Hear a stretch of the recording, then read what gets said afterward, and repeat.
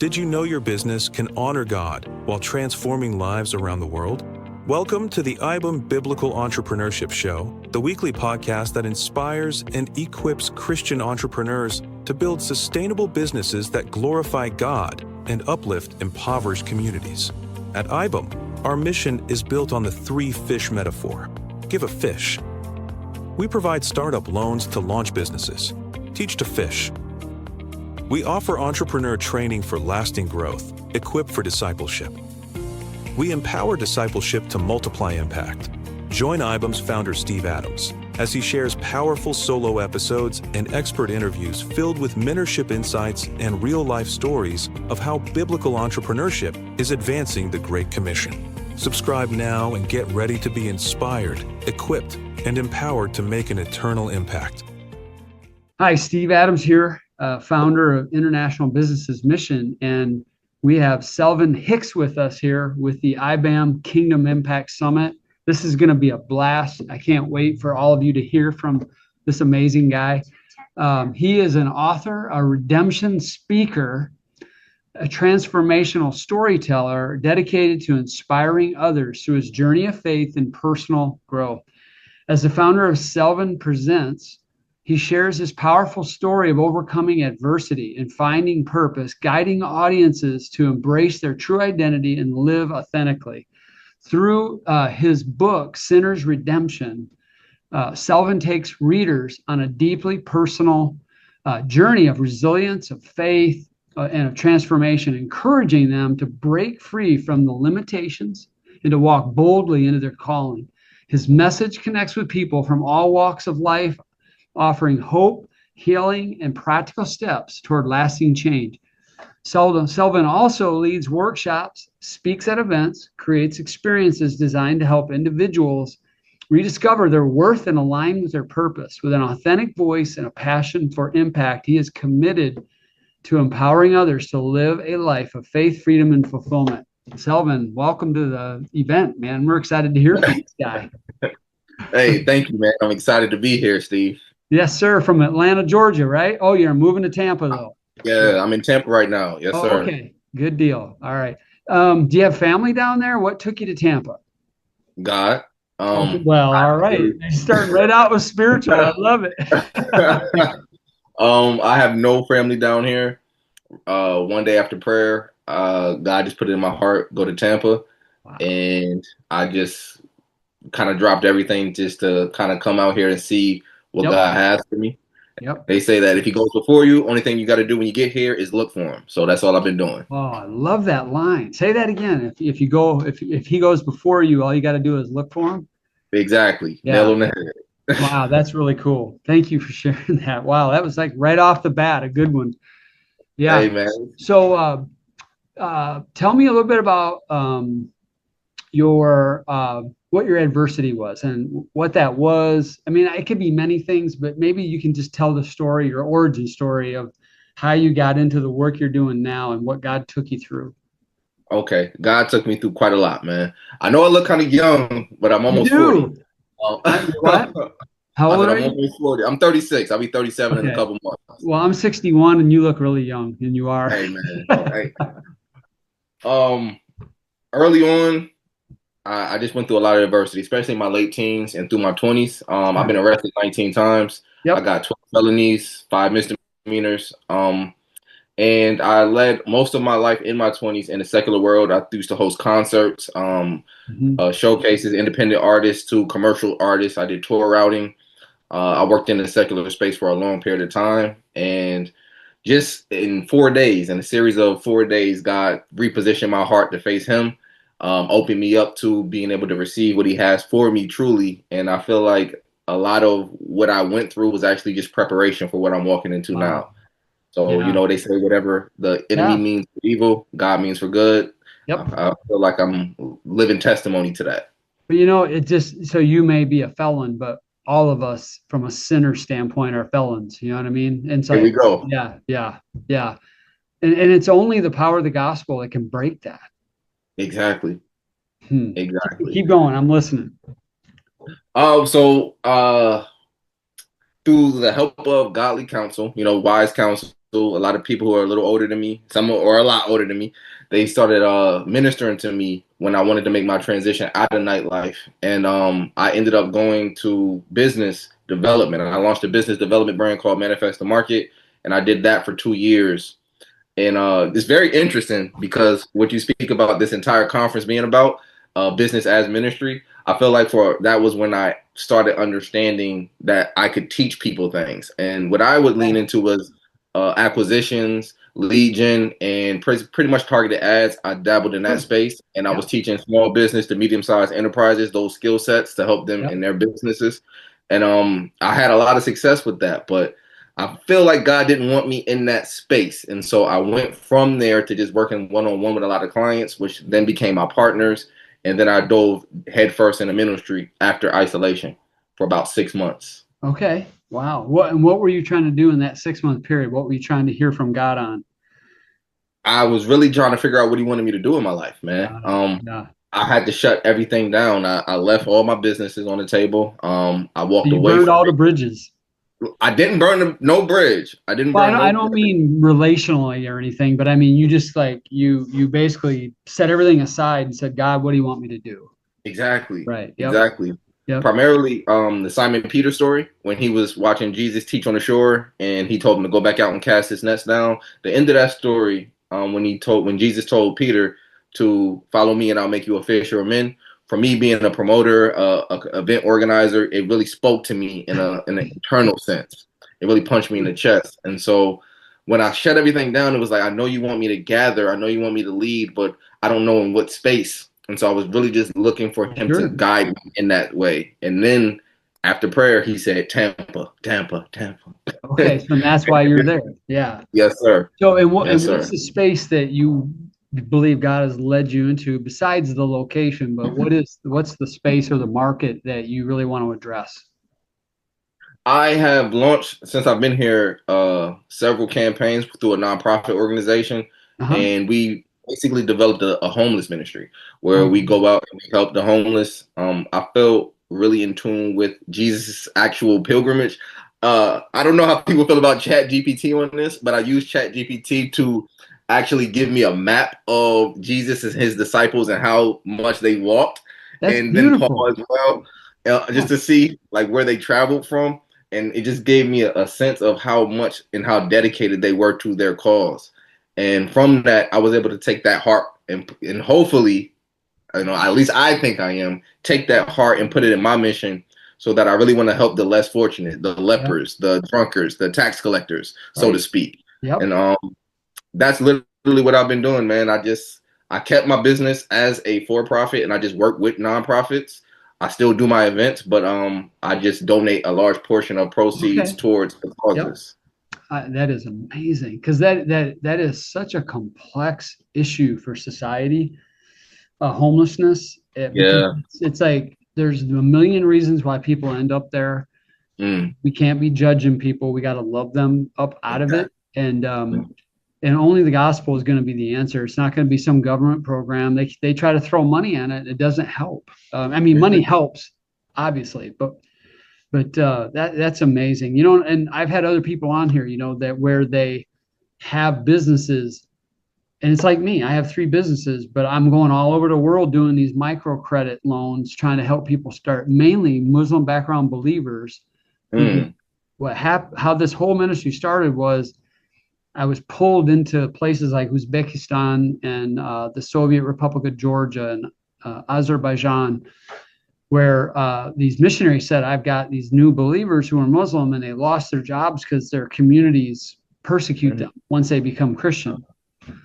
And they have skills. So can you come over with your skills as a banker and as an entrepreneur and help them get in business? So that's how it started. Wow. And we put them in business. And the craziest thing happened, their community re-embraced them because they were business people now. And the thing that we have learned around the world is Muslims trust Christians more than other Muslims in business.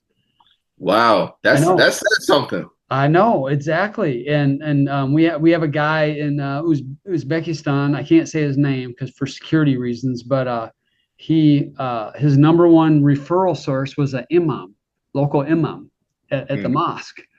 I got you. for his services. And so, but anyway, that all flowed out of what I was doing in business, just like what you're doing. Okay. God has given you a gift, you make money at it, but then you can redeploy over here in Tampa and the homeless problem.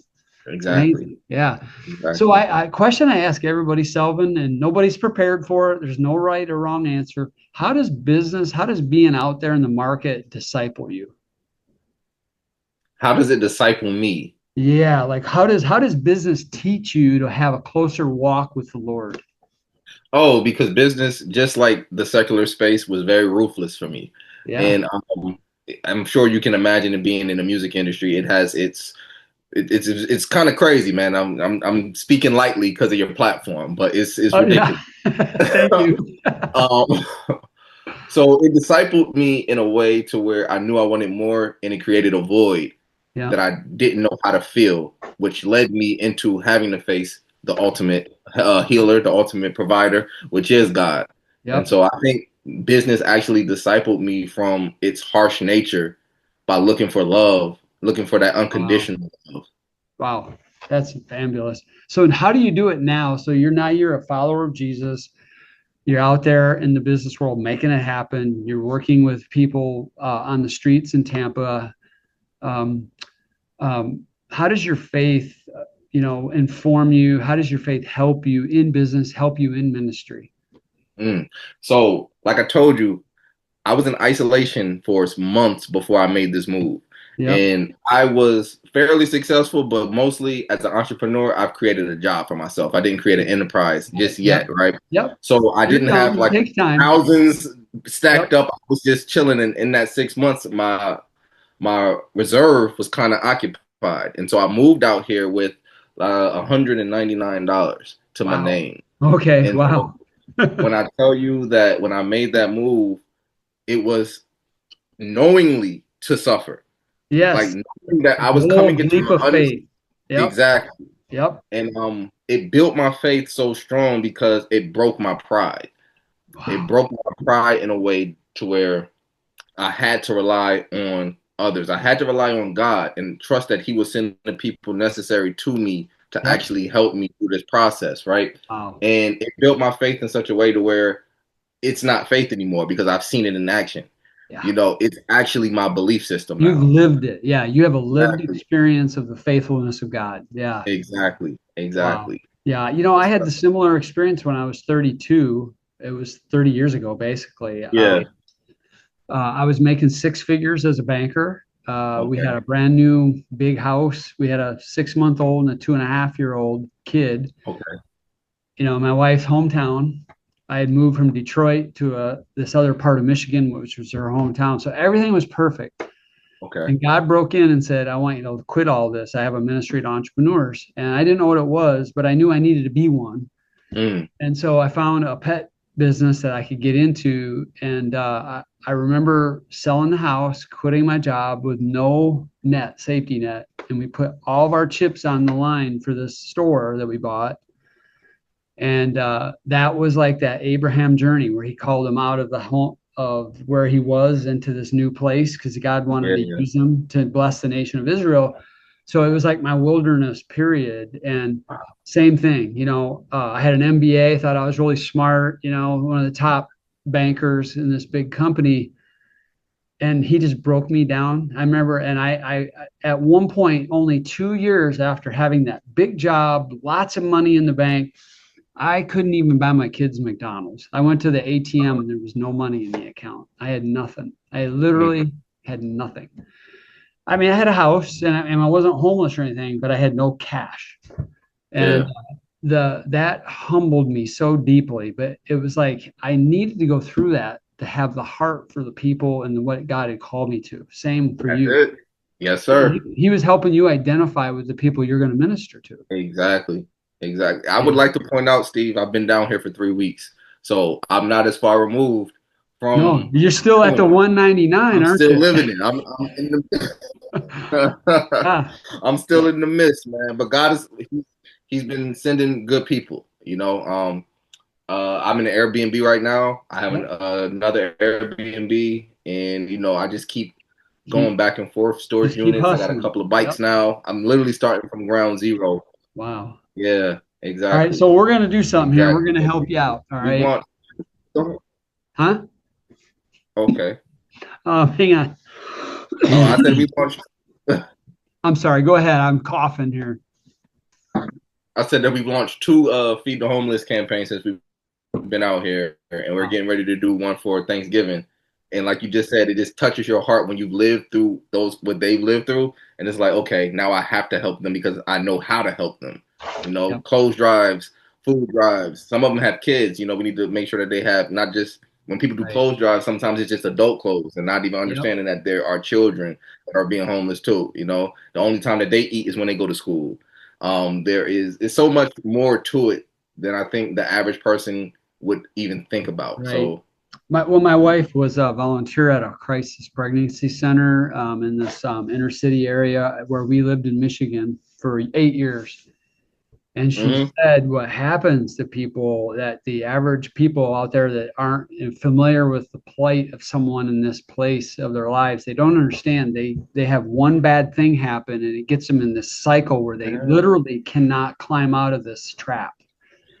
You know what I mean? Steve. They get just enough money to get to the next problem, and the next problem props up, and they literally need somebody to come in and just like reset everything for them so that they can start again. And it's really tough to overcome. I think you might be able to connect with this, right? Yesterday, I met a guy. He worked in blockchain and crypto, right? Okay. He had just raised $3.5 million for a startup, and I guess the IP wasn't correct, and they were doing things that they shouldn't have been doing in that company. And Okay. so, based on his moral compass, he decided to walk away and not accept the money that he was guaranteed. He was supposed to get 2.75% of all gross. Wow. He walked away from that, and now he was sitting there on the street, just homeless, crying Wow. outside of a gas station. And then, like you just said, people are just like one decision away from just being in a crazy situation that they're just not even prepared for. And I think most times we think of like poverty-stricken families, but just to see that from that other side of the Yeah, table, right? it can happen Where it's to like this guy anyone. who was Right. not even exactly, Right. exactly, Yeah, yeah, right. and that's the Exactly. And you know what? And God will honor that guy for making that decision, yeah. just like he's going to That's what I was provide for thinking. you. One thing I learned, I follow this podcast called the BAMA podcast by a guy named Marty Solomon. And what he does is he unpacks the original languages for us. And Okay. in Matthew 6, where it talks about, you can't serve God and money, and then it transitions Mm, to this paragraph where it seems disconnected. And what it's talking about is having good eyes or bad eyes. If you have good eyes, they're full of light. And if you have bad eyes, they're full of darkness. And how bad is that mm, darkness? And Marty said, this is not about sinful eyes and about lust or anything. The Jewish person of the day would have understood this to mean when I have eyes full of light and I have good eyes, what it means is I have such a deep, abiding faith in God that I believe He is not holding out on me, that He has my back, that no matter what, He's going to provide for me. And I can be generous with my time, with my money, because there's more than enough. There's enough. yes, sir. And right.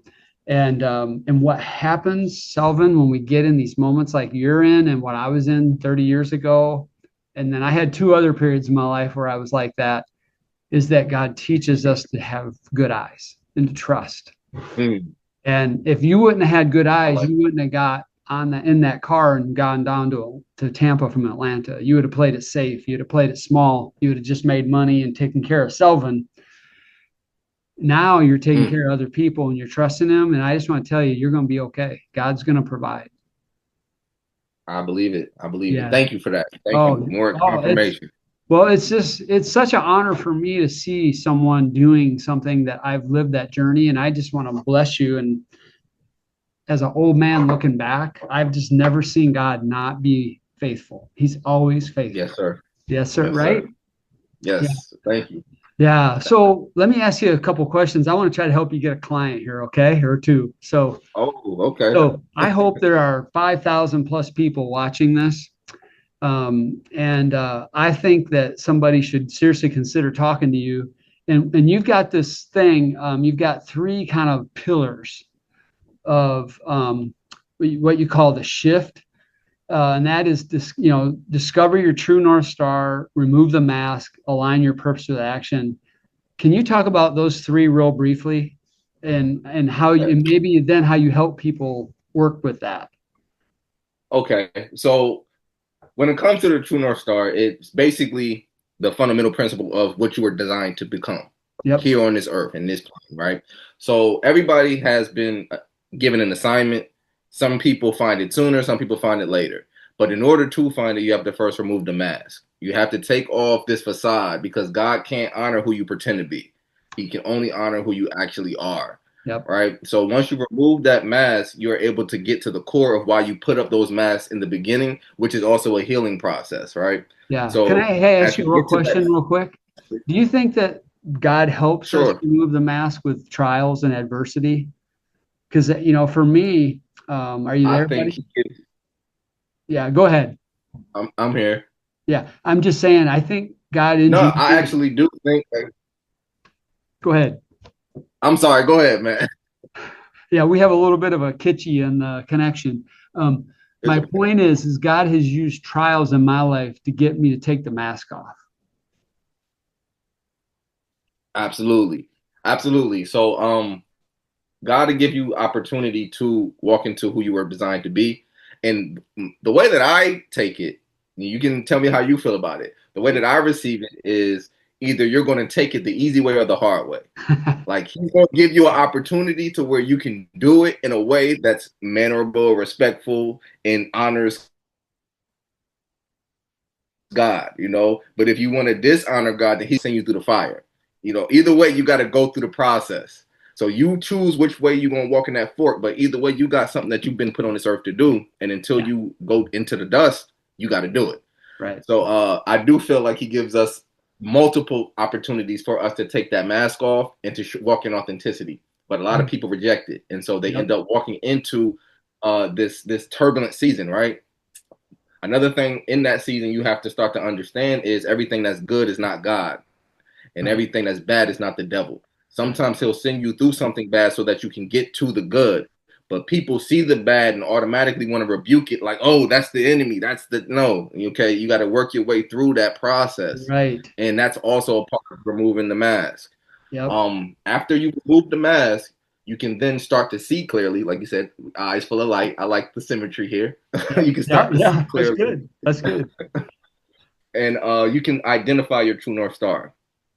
Now, the true north star is the version of you who you are striving to become. That's also the person that God made you to be, right? So now you're putting that up as your guiding light.